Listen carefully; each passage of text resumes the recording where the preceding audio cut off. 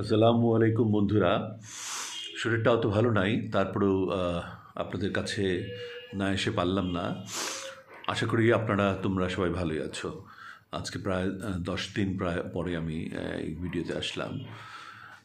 অত্যন্ত দুঃখজনক যে গত রাতে মিডনাইটে বাংলাদেশ সচিবালয়ে, যেখানে আমি দীর্ঘ বহু বছর, প্রায় 25 বছরের উপরে হবে ওখানে আমি চাকরি করেছি, আর চাকরির অন্যান্য সময়গুলো অন্যান্যখানে চাকরি করেছি। তো আমি যে বিল্ডিংয়ে কাজ করেছি, শ্রম মন্ত্রণালয়, এবং শ্রম মন্ত্রণালয়ের বাংলাদেশ শ্রমিক কল্যাণ ফাউন্ডেশন এবং কেন্দ্রীয় তহবিল, এগুলো আবার আরেক বিল্ডিংয়ে। যে সমস্ত বিল্ডিংয়ে কাজ করেছি এর দুটো বিল্ডিংয়েই কালকে রাত্রে আগুন লেগেছে। আমি বিস্মিত হচ্ছি যে গতকালকে ছিল ইনফ্যাক্ট বড়দিন, ক্রিসমাস ডে, শীতের রাত, গভীর রাতে, প্রায় রাত 1:45টার দিকে কে বা কারা আগুন লাগিয়েছে। লাগিয়েছে মানে কি, এটা অত্যন্ত পরিকল্পিতভাবে তারা এটা করেছে যেন বাংলাদেশ সরকারের একেবারে কোমরটা ভেঙে যায়। আর্মির সাথে যুদ্ধ করলে তারা টিকতে পারবে না এবং বহুদিন লাগবে। বিজিবির সাথে যুদ্ধ করলে বহুদিন লাগবে এবং পরাজিত তারা করতে পারবে না। বাংলাদেশের জনগণের সাথে যদি তারা যুদ্ধে আসে, তারা কোনো দিন পারবে না। কিন্তু বাংলাদেশকে ভেঙে দেওয়ার জন্য বাংলাদেশের মূল চালিকা শক্তি হচ্ছে সচিবালয়। এই সচিবালয়ে যত নথিপত্র আছে এবং টার্গেটেড একেবারে বিল্ডিংগুলো, সেই বিল্ডিংগুলোর মধ্যে আগুন ধরিয়ে দেওয়া হয়েছে। কিভাবে কারা কেমন করে করতে পারলো, এটা একটা অত্যন্ত গভীর ষড়যন্ত্রের ফলশ্রুতি এবং আমাদেরকে আমি বলবো যে অনেক দুশ্চিন্তায় ফেলে দিয়েছে। এতগুলো বিল্ডিংয়ে একসাথে আগুন ধরা এবং এত সময় ধরে এগুলো লাগলো অগ্নি নির্বাপন করতে, এবং যখন আগুন নেভানো হচ্ছিল তখন তো ওই রাস্তা বন্ধ করে দেওয়ার কথা ছিল সচিবালয়ের সামনে। তখনও রাস্তা দিয়ে গাড়ি চলছে এবং ট্রাকের একটা প্রচণ্ড গতিতে একটি ট্রাক এসে একজন ফায়ার সার্ভিস কর্মীকে সেখানে পিষ্ট করে চলে গেছে। এগুলো কিন্তু সবই ভাবতে হবে, দেখতে হবে। যখন আমরা পিলখানা হত্যাকাণ্ড বলি বা বিডিআর হত্যাকাণ্ড বলি বা যেভাবেই বলি না কেন, সেটা কমিশন গঠন করা হয়েছে। এখন দ্রুততার সাথে সেটার সমস্ত কুশীলবরা বেরিয়ে আসবে, কারা কারা এটার সাথে জড়িত ছিল। তারা অনেকেই এখনও দেশে আছে, তাদেরকে ধরা হবে, ফাঁসি দেওয়া হবে, এবং ভারতের সাথে সম্পৃক্ত, সরাসরি সম্পৃক্ত, সেগুলো সব নথিপত্র বেরিয়ে আসবে। সেজন্য আগুন ধরিয়ে দেওয়া হয়েছে।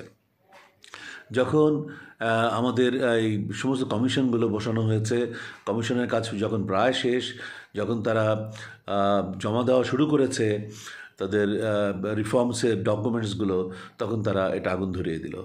হাসিনার আমলে, এই আওয়ামী লীগের আমলের যত নোংরামি, যত অপকর্মের যা দলিল, যা কিছু থাকার কথা মন্ত্রণালয়ে, তা এই বিশাল 3টি বিল্ডিংয়ের অন্তত 15টি মন্ত্রণালয়ে এই সমস্ত আগুন ধরিয়ে দেওয়া হয়েছে। তো এটা তো আর এমনিতে হয়নি।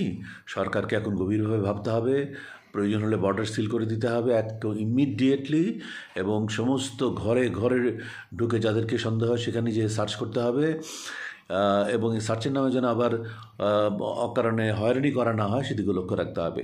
আমরা জানি কাদেরকে ধরতে হবে, আমরা জানি ইউনিয়ন থেকে একেবারে দেশের সর্বোচ্চ পর্যায় পর্যন্ত এই যে লক্ষ লক্ষ ক্রিমিনালসগুলো, পলিটিক্সের নামে যারা ক্রিমিনাল সন্ত্রাসী কর্মকাণ্ড চালিয়ে গেছে, যারা মাফিয়াতন্ত্র করেছিল, তারাই কিন্তু এখনও রয়ে গেছে বাংলাদেশে একেবারে নির্বিকার, একদম খুব ভালো মতো রয়ে গেছে। এদেরকে ধরুন, এদেরকে আইনের আওতায় আনুন, নাহলে এই দেশকে আর রক্ষা করা যাবে না। এটা এত বেশি বিপদের একটা সংকেত যে এটা যদি এখন আমরা অনুভব না করি তাহলে আর কবে অনুভব করব। আমরা দেখেছি যে দেশটা এখন একটু স্বস্তির পথে এসছে, আমাদের রেমিটেন্স বেড়েছে, আমাদের মূল রিজার্ভে হাত দিতে হয়নি। রিজার্ভে হাত না দিয়েই কিন্তু আমরা আমাদের লোনগুলো পরিশোধ করা শুরু করেছি, মাত্র স্টেবল হওয়া শুরু হয়েছে। এখন সংস্কারের সমস্ত রিপোর্ট আসবে, কিছুদিনের মধ্যে আলাপ আলোচনা করে ফাইনাল করে একটা নির্বাচনের রোডম্যাপ ঘোষণা করা হবে। ঠিক সেই সময় এটা করা হয়েছে। এবং লক্ষ্য রাখতে হবে, বাংলাদেশ সরকার কিন্তু হাসিনাকে চেয়ে ভারতে চিঠি পাঠিয়েছে। এই চিঠি পাঠানো, তারপরে পিলখানা হত্যাকাণ্ড বিচার শুরু, কমিশনগুলোর রিপোর্ট একসাথে পেশ করা শুরু, এবং আরও অন্যান্য কিছু দিকে বাংলাদেশ যখন একসাথে হাত দিয়েছে, ঠিক সেই সময় এটা করলো। এবং যখন মায়ানমার সীমান্তে বাংলাদেশের সাথে একটা উত্তেজনা চলছে, ঠিক সেই সময় কিন্তু এটা করা হলো। তো এটা লক্ষ্য রাখতে হবে আমাদেরকে। আমরা এখন প্রতিবেশীদের, আমাদের অন্যান্য যারা বন্ধু আছে তাদের সাথে সম্পর্কটা অনেক সুদৃঢ় করতে হবে। আমাদেরকে এখন স্ট্রেট চায়নার সাথে একটা দৃঢ় সম্পর্ক করতে হবে, পাকিস্তানের সাথে দৃঢ় বন্ধুত্বের সম্পর্ক গড়ে তুলতে হবে, আমাদেরকে টার্কির সাথে সম্পর্ক করতে হবে, ইরানের সাথে করতে হবে, পাশে নিচে রয়েছে মালয়েশিয়া রয়েছে, ইন্দোনেশিয়া রয়েছে, এদের সাথে করতে হবে, প্রয়োজন হলে থাইল্যান্ডের সাথে করতে হবে। আদারওয়াইজ আমরা কিন্তু এই ভারতীয় আগ্রাসন থেকে আমরা সহজে স্ট্যাবল হতে পারবো না। আমাদের we need a very strong bondage of friends যারা আমাদের আশেপাশেই রয়েছে। এছাড়াও আমরা আশা করতে পারি যে ইউরোপ এবং উত্তর অথবা দক্ষিণ আমেরিকার কিছু দেশের সাথেও আমাদের খুব ভালো সম্পর্ক হতে পারে, আফ্রিকার কিছু দেশের সাথেও হতে পারে, মিডল ইস্টের কিছু দেশের সাথেও হতে পারে। সম্পর্ক এখন আমাদের এক্সটার্নাল অ্যাফেয়ার্স যারা ডিল করেন, ফরেন মিনিস্ট্রি, তাদেরকে অনেক বেশি সচেতন হতে হবে।